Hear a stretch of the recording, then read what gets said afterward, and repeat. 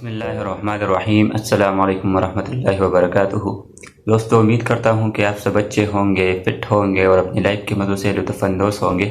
दोस्तों, आज हम पर्सनल प्रोनाउन में से प्रोनाउन इट के बारे में जानेंगे कि क्यों इस प्रोनाउन को पर्सनल प्रोनाउन का हिस्सा बनाया गया है और इस प्रोनाउन को हम किन किन चीज़ों के लिए यूज़ कर सकते हैं। तो चलो चलते हैं और देखते हैं कि आज का हमारा कंटेंट क्या है। We will start from the very important question that why it pronoun has included in personal pronouns, and then we will move toward the uses of pronoun it, that how and when we will use the word pronoun it.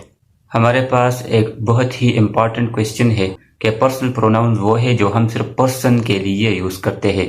तो फिर pronoun it को personal pronoun का हिस्सा क्यों बनाया?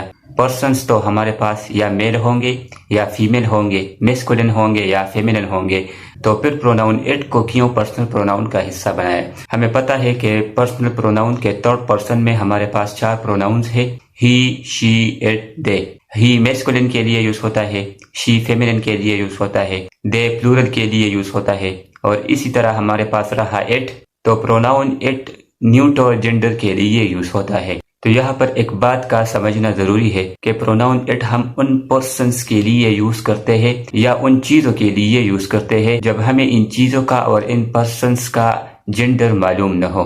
जैसे कि तुमने एक बेबी या एक चाइल्ड देखा और इस चाइल्ड के जेंडर का तुम्हें पता नहीं चला कि आया ये मेल है या फीमेल है, तो इस केस में आप ही यूज करेंगे या शी यूज करेंगे। इसी वजह से इंग्लिश ग्रामेरियन ने प्रोनाउन इट को पर्सनल प्रोनाउन का हिस्सा बनाया कि अगर इन केस हमें किसी पर्सन के जेंडर का पता ना हो, हमें किसी पर्सन के जेंडर का इल्म ना हो, तो इस केस में हम प्रोनाउन इट यूज करेंगे। Look at the screen, here is the example. When I saw the child it was crying. तो इस एग्जांपल में प्रोनाउन इट जो है ये चाइल्ड को रेफर करता है और इस केस में चाइल्ड हमारे पास न्यूट्रल जेंडर है। चाइल्ड के जेंडर का हमें पता नहीं है कि ये मेल है या फीमेल है। अब हमारे पास है यूजेस ऑफ प्रोनाउन इट, कि हम प्रोनाउन इट को किन किन चीजों के लिए यूज कर सकते हैं। According to the first use, pronoun it को हम उन चीजों के लिए यूज करेंगे जो बेजान है, जो लाइफलेस है। जैसे कि हमारे पास है बुक, पेन, कैमरा एटसेट्रा। इसका एग्जाम्पल हमारे पास है, here is your pen, take it away. तो इस एग्जाम्पल में पेन हमारे पास एक लाइफलेस थिंग है और इस लाइफलेस थिंग को हमने इट प्रोनाउन के जरिए रेफर किया है, इट प्रोनाउन के जरिए बयान किया है। तो इससे ये मालूम हुआ कि इट प्रोनाउन बेजान और लाइफलेस चीजों के लिए हम यूज कर सकते हैं। नंबर 2, प्रोनाउन इट को हम एनिमल्स के लिए भी यूज कर सकते हैं, लेकिन इस हालत में जब हमें जानवर के मेल होने या फीमेल होने का पता ना हो, या इस हालत में जब हमें जानवर के मेल होने या फीमेल होने के जिक्र करने का इरादा ना हो। इसका एग्जाम्पल हमारे पास है, the horse fell and broke its leg. तो इस एग्जाम्पल में हार्स हमारे पास एनिमल है और हमने इट के जरिए इसे रेफर किया है, वो इसलिए कि हमें हार्स के मेल होने या फीमेल होने का पता नहीं। नंबर 3, प्रोनाउन इट को हम चाइल्ड के लिए, बेबी के लिए यूज कर सकते हैं जब हमें इसके मेल होने या फीमेल होने का इल्म ना हो, या जब हमारा ये इरादा ना हो कि हम इसके मेल होने या फीमेल होने का जिक्र करें। इसका एग्जाम्पल हमारे पास है, when I saw the child it was crying. तो इस एग्जाम्पल में प्रोनाउन इट जो है ये चाइल्ड को रेफर करता है और इस केस में चाइल्ड हमारे पास न्यूट्रल जेंडर है। चाइल्ड के जेंडर का हमें पता नहीं है कि ये मेल है या फीमेल है। नंबर 4, प्रोनाउन इट को हम ऐसे स्टेटमेंट के लिए यूज करते हैं जिसका जिक्र हम पहले कर चुके हैं। फॉर एग्जाम्पल, मैंने एक बात की, अब मैं इस बात को रेफर कर रहा हूँ, इसे बयान कर रहा हूँ, इसकी तरफ इशारा कर रहा हूँ, तो इस केस में मैं इट प्रोनाउन यूज करूंगा। इसका एग्जाम्पल हमारे पास है, he lost his pen and he knew it. तो इस एग्जाम्पल में ही लॉस्ट हिज पेन, ये हमारे पास एक स्टेटमेंट है, एंड ही न्यू इट। तो इसमें प्रोनाउन इट जो है ये पहले वाले स्टेटमेंट को रेफर कर रहा है, इसे बयान कर रहा है कि उसने अपना पेन खोया और उसे इस बात का इल्म था। तो यहाँ पर इट प्रोनाउन जो है ये पहले वाले स्टेटमेंट को रेफर कर रहा है और इसे बयान कर रहा है। नंबर 5, प्रोनाउन इट जब भी हेल्पिंग वर्ब से पहले आएगा तो ये as a temporary subject use होगा।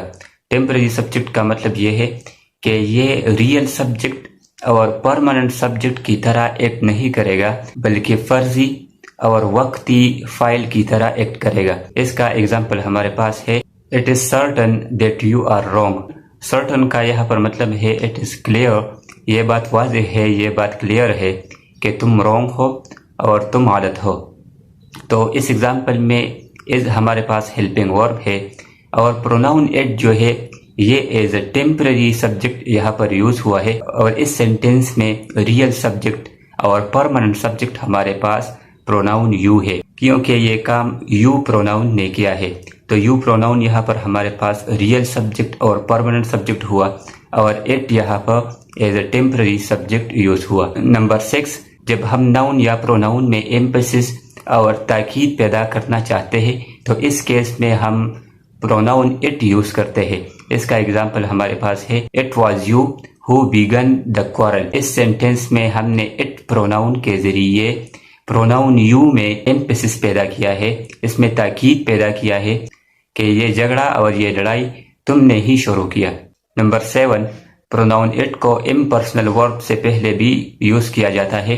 इम्पर्सनल वर्ब वो है जिसका पर्सन से कोई ताल्लुक न हो और जो पर्सन के अलावा और चीज़ों के लिए यूज किए जाते हैं।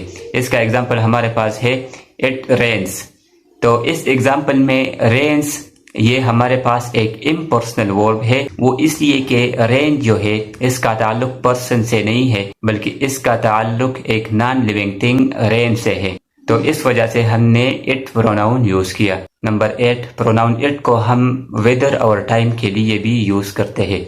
इसका एग्जाम्पल हमारे पास है, इट इज विंटर। एग्जाम्पल में विंटर हमारे पास वेदर है और ये विंटर सीजन हमने इट प्रोनाउन के जरिए रेफर किया है। इसी तरह हमारे पास एक और एग्जाम्पल है, इट इज 10 o'clock।